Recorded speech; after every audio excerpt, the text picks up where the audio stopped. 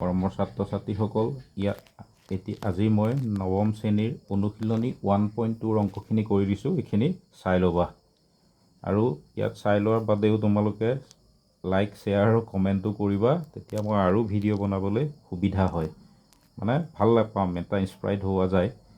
চাবা তোমালোকে যেতিয়া মই কৰি দিছোঁ। ইয়াত 1 নম্বৰটো কি দি আছে, তলৰ উক্তিবিলাক সত্য নে অসত্য উল্লেখ কৰা আৰু তোমাৰ উত্তৰৰ যথাযথ প্ৰতিপন্ন কৰা। তেতিয়া ইয়াত প্ৰথমটো কি আছে, প্ৰতিটো অপৰিমেয় সংখ্যা এটা বাস্তৱ সংখ্যা।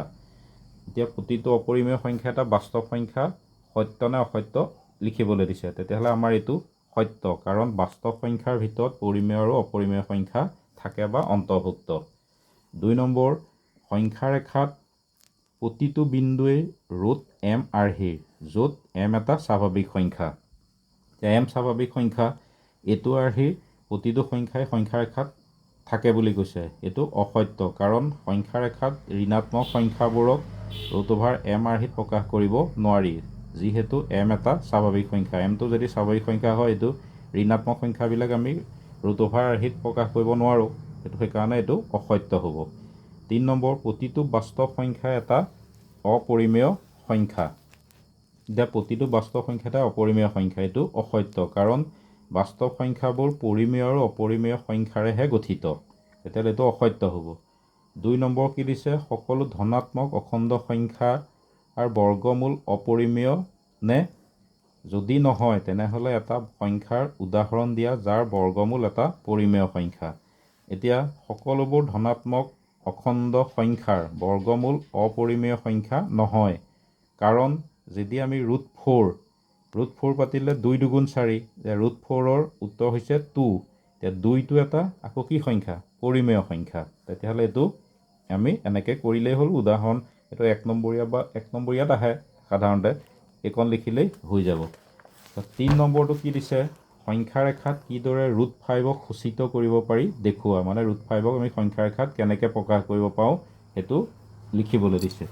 তেতিয়াহ'লে ইয়াত চাবা, সংখ্যা ৰেখাত প্ৰথমতে এটা আমি এইটো চাবাচোন, OPQR, এইটো একক বৰ্গ ধৰি ল'লোঁ, যাৰ প্ৰতিটো বাহুৰ দৈৰ্ঘ্য 1 একক। এতিয়া যদি আমি এইটো 90 ডিগ্ৰী হয়, তেতিয়াহ'লে আমি পাইথাগোৰাছৰ সূত্ৰ ব্যৱহাৰ কৰিব পাৰোঁ। এতিয়া পাইথাগোৰাছৰ সূত্ৰ মতে OQ, এইটো OQ = মানে আমি জানো কি পাইথাগোৰাছৰ সূত্ৰটো কৰ্ণ স্কোৱাৰ = ভূমি স্কোৱাৰ প্লাছ লম্ব স্কোৱাৰ। মই এইটো দীঘল কৰা নাই আৰু এটা লাইন মানে সৰুকৈ দিছোঁ। তেতিয়াহ'লে OQ যদি আমি কৰ্ণ উলিয়াওঁ, ডাইৰেক্ট আমি ভূমি স্কোৱাৰ প্লাছ লম্ব স্কোৱাৰ কৰিব পাৰোঁ। এইটো তোমালোকৰ চিত্ৰটো ভালকৈ মন দি চাই ল'বা। এইটো QTUV, আৰু ইয়াত মই ষ্টেপ ৱাইজ কৰি দিছোঁ। এইটো যদি ডাইৰেক্ট কৰি দিয়া হয় কিন্তু ভুল হ'ব। এইটো প্ৰথম √3, √4, √2, √3, √4, তাৰপিছতহে √5 পায়। এইটো ডাইৰেক্ট আমি এইটো লাইনৰ পৰা আমি √5 উলিয়াব নোৱাৰোঁ। তেতিয়াহ'লে OQ = এইটো পাতিলোঁ। তেতিয়াহ'লে OP মান 1, PQৰ মান 1, তেতিয়াহ'লে স্কোৱাৰ হ'ল 1 1 2, মানে 2 একক, এইটো পালোঁ। তাৰপিছত আকৌ OPQR বৰ্গটো সংখ্যা ৰেখালৈ সম্প্ৰসাৰণ কৰিলে আমি কি হ'ব, একক দৈৰ্ঘ্য বিশিষ্ট TQ ৰেখা OQৰ ওপৰত লম্ব অঁকা হ'ল, মানে এইডাল। এতিয়া TQ এইডালৰ ওপৰত আমি লম্ব আঁকি ল'লোঁ। তেতিয়াহ'লে ইয়াতো পাইথাগোৰাছৰ সূত্ৰ মতে কি হ'ব, OT মানে কৰ্ণ √, ভূমি স্কোৱাৰ প্লাছ লম্ব স্কোৱাৰ। তাত তেতিয়াহ'লে আমি OQৰ মান আমি পাই থৈছিলোঁ √2। এতিয়া √2 স্কোৱাৰ প্লাছ 1, তেতিয়াহ'লে √2 মানে 2 + 1, 2 1 3 একক। তেতিয়াহ'লে আকৌ একক দৈৰ্ঘ্য বিশিষ্ট QT ৰেখা OTৰ ওপৰত লম্ব অঁকা হ'ল, এইডাল। এতিয়া ইয়াত লম্ব অঁকাৰ লগে লগে ইয়াত আকৌ আহিব OQ, OU, এইটো মানে এইডাল OU, এইডাল ৰেখা।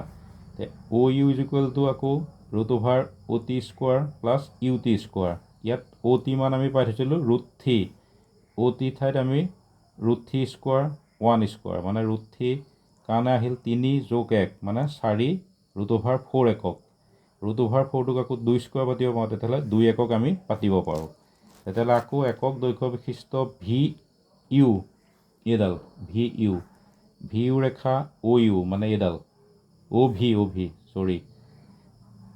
ইয়াত ওপৰত লম্ব টনা হ'ল তেতিয়াহ'লে OV = OU + VU স্কোৱাৰ ইয়াত OU মানটো আমি পাই থৈছোঁ ইয়াত কিমান 2 এইটো ইয়াত তেতিয়াহ'লে 2 স্কোৱাৰ + 1 2 2 4 + 1 4 1 5 মানে √5 একক এতিয়া ওক কেন্দ্ৰ কৰি OV ব্যাসাৰ্ধলৈ মানে এইকণ ব্যাসাৰ্ধলৈ যদি আমি O বিন্দু এইটো মূল বিন্দু ইয়াত যদি এনেকৈ আঁকি দিওঁ ইয়াত এই বিন্দুখিনিত এইটো বিন্দুত কটাকটি কৰিব এনে বৃত্তচাপ অঁকা হ'ল এই চাপে সংখ্যা ৰেখাৰ x বিন্দুত কাটে আৰু xে সংখ্যা ৰেখাত √5ক সূচিত কৰিব এইটো আমাৰ 3 নম্বৰটো বস্তুটো ভালকৈ চাবা সহজ ইমান টান নহয় ইয়াত খালি পাইথাগোৰাছৰ সূত্ৰটোৱে প্ৰয়োগ কৰিব লাগে পাইথাগোৰাছৰ সূত্ৰটোৱে উলিয়াব পাৰি মানে ষ্টেপ ৱাইজ তাৰপিছত আমাৰ 5 নম্বৰটো আকৌ কি দিছে 5 নম্বৰটো কাষৰ